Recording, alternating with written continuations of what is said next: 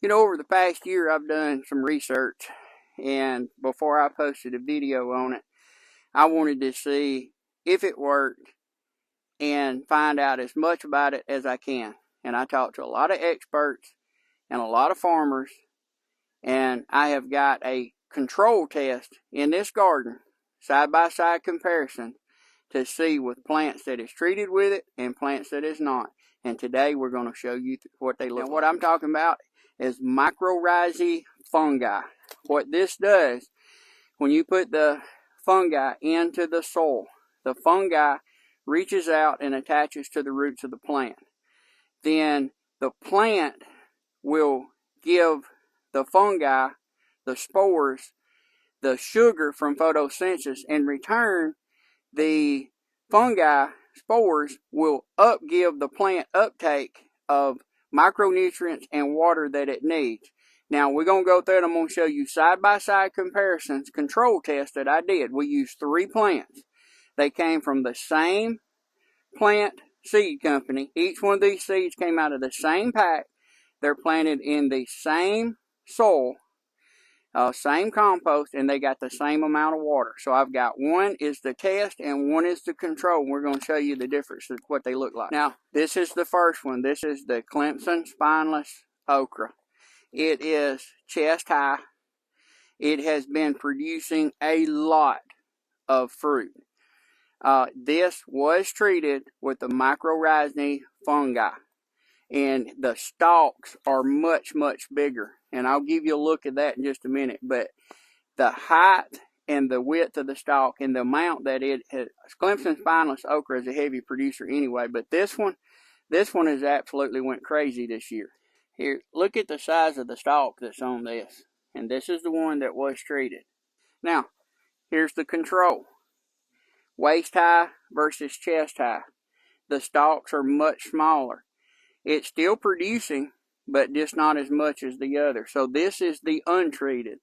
So I wanted to make sure that we had a control. One treated, one not, so that we could really see if it is beneficial to the plant. Now, here's control test number 2. This is a Sweet 100. Look at the size of the fruit that it's producing. This one is absolutely gone crazy.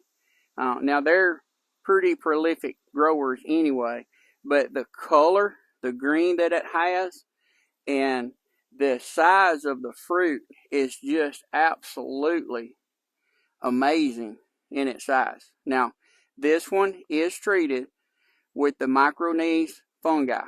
So, this is the same Sweet 100, came out of the same pack. Now again, guys, these has got the same water conditions, same soil and everything. And you can see this one is not as full as the other. And they were planted on the same day in this garden. So here is the big difference that you see. See the size of that fruit? And I kept one from the other. That's the biggest difference. So the one that's treated with the mycorrhizae fungi is definitely helping that plant. And especially in these drought conditions, this is a perfect time to be running these control tests. But look at that versus that.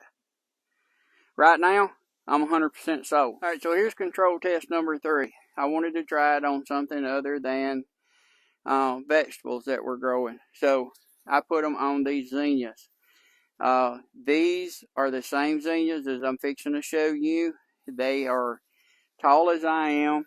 And we have done a lot of cutting on these, and they just keep coming back. So these zinnias definitely have benefited from having the mycorrhizae fungi on it.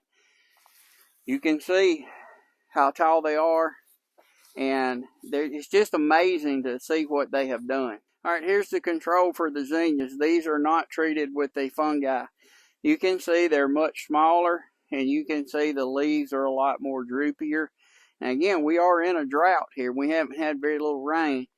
And I do water occasionally, just mainly for the tomatoes. And these get the same water as these others you see. You can see these are not doing as good. So there's got to be something to having the fungi in it, because those are not struggling as much in the drought as these. And these came from the same pack and the same seed company. There you go. there's the 3 tests that I've used in the Mycorrhiza fungi. I'm sold on it. It seems to work. But guys, do your own research on it. Don't just go on what I say or what somebody else says. Do your research on it. It seems to be real beneficial to the plants that it uses on. But now, not all plants benefit from it, like your brassicas, your cabbage, your lettuce stuff. They don't seem to, the research that I have read, they don't seem to benefit from it. But most all your plants do. So it's a good addition to your garden, especially if you're wanting to stay organic. Guys, I appreciate y'all watching. And as always, if you grow it, you know it.